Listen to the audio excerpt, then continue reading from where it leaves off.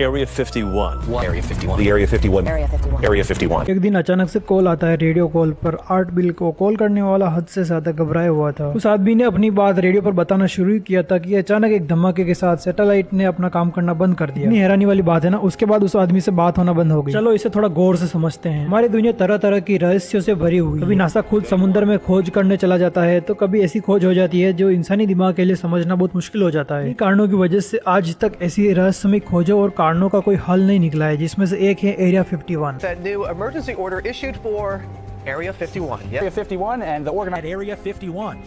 Men. They certainly appear to still be covering up what exactly goes on at Area 51. दोस्तों इस video में हम बात करने वाले हैं एरिया 51 के बारे में कि आखिर उसमें क्या रहस्य छिपा हुआ है। यूएसए स्टेट नविदा में एक 7,900 स्क्वायर फीट का एक टॉप सीक्रेट फील्ड है जिसे एरिया 51 के नाम से जाना जाता है। एरिया 51 पूरे मिलिट्री के कंट्रोल में है और वहाँ पर इसी वजह से बहुत से राज छुपाए हुए हैं। इसी कारण की वजह से वहाँ के आसपास के इलाकों में वार्निंग साइन के बोर्ड लगे हुए हैं। कई लोगों का मानना है कि वहाँ पर मिलिट्री उन यूएफओ पर रिसर्च कर रही है जो नाजी में गिरे। इसके अलावा कई लोग मानते हैं कि एरिया 51 में टाइम ट्रैवल, टेलीपोर्शन और एलियन से कनेक्ट करने पर रिसर्च करी जा रही है। तो तब होगी जब कुछ लोग कहने लगे कि 1969 में चांद वाली वीडियो की शूटिंग भी एरिया 51 में की गई थी।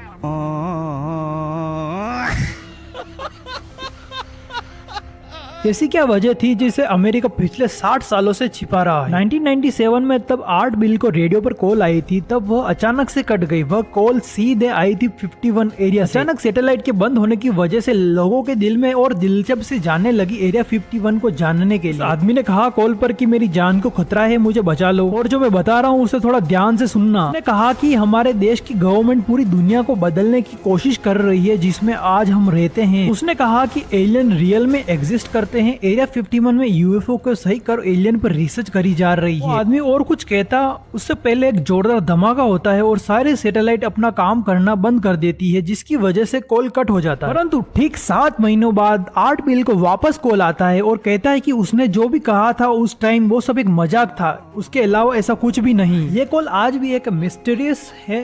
क्या हुआ, कैसे हुआ, क्यों हुआ, किसी को नहीं पता। बस लोगों ने अपनी अलग अलग थ्योरी बनाई। तो इसे हम थोड़ी 10 साल पहले वाली बात करते हैं। पहले 1989 में बॉब लाजर नाम के एक साइंटिस्ट ने क्लेम किया कि उसने एरिया 51 में सीक्रेट फैसिलिटी S4 में काम किया है। The project was to back engineer the alien craft. I went into the hangar door and in the hangar door was the disc, the flying saucer. ने उस पॉडकास्ट में कहा कि वहाँ पर यूएफओ पर काम किया जाता है, एलियन की टेक्नोलॉजी को रिवर्स इंजीनियर किया जाता है। रिवर्स इंजीनियर का मतलब उनकी टेक्नोलॉजी को सही कर अपनी टेक्नोलॉजी के साथ मिलाकर यूज करना। तीसरा, government advance population system develop कर रही है जो साइंस या नॉन के लॉ को तोड़ते हैं। और उसके बाद 2019 में एक मेटी रॉबर्ट्स नाम के स्टूडेंट ने एक फेसबुक पर एक मजाक मस्ती में इवेंट बनाया, storm area 51 they can't stop all of us. इसका मतलब आपको पहले ही समझ में आ चुका है कि अगर हम एक साथ भीड़ बनकर एरिया 51 की ओर जाएंगे तो गवर्नमेंट अपन को नहीं रोक पाएगी। ये इवेंट इतना वायरल हो गया कि 20 लाख लोगों ने अपनी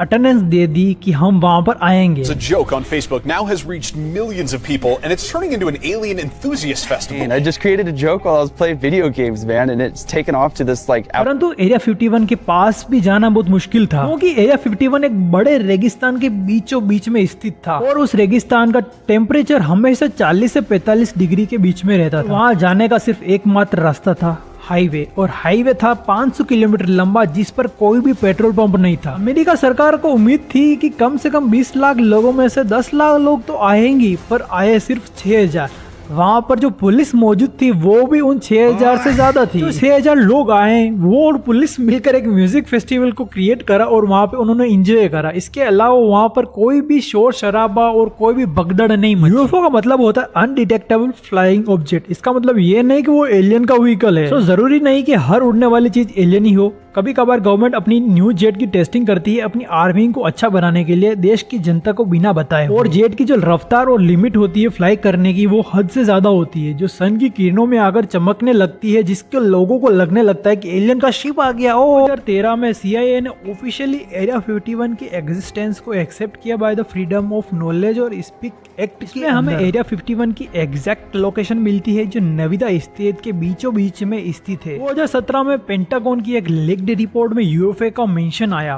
बट अब गवर्नमेंट किसी भी फ्लाइंग ऑब्जेक्ट को यूएफओ नहीं कहती क्योंकि लोग इसे हमेशा एलियन से रिलेटेड करने लगते हैं। हालांकि गवर्नमेंट अब इसे यूएपी कहती है। यूएपी का मतलब होता है अनआइडेंटिफाइड एरियल फिनोमिना। अब धीरे धीरे सब खत्म हो गया, पर लोगों ने इसे नहीं माना। शायद गवर्नमेंट कोई नई कॉन्स्पिरेसी थ्योरी बना सकती है। गवर्नमेंट ने इसे एक टूरिस्ट प्लेस की तरह घोषित कर दिया, पर अंदर जाना अलाउड अभी भी नहीं है। टूरिस्ट प्लेस बनने के बाद नविदा जैसे स्टेट को बहुत फायदा हुआ। तो एरिया 51 एक हाईली क्लासिफाइड मिलिट्री बेस है जो एविएशन और डिफेंस रिसर्च के लिए जाना जाता है। लेकिन यूएफओ और एलियन जैसी थ्योरी हमेशा इसके अराउंड बनती रही। क्या सच में एलियन पर रिसर्च करी जा रही है? क्या बॉब लाजार जो कह रहा था वो सच था, या गवर्नमेंट कुछ और छिपा रही है? कि हमारी एक छोटी सी बातचीत एरिया 51 पर कमेंट जरूर करना और आगे बताना कि हम कौन सी नई थ्योरी पर बातचीत करें।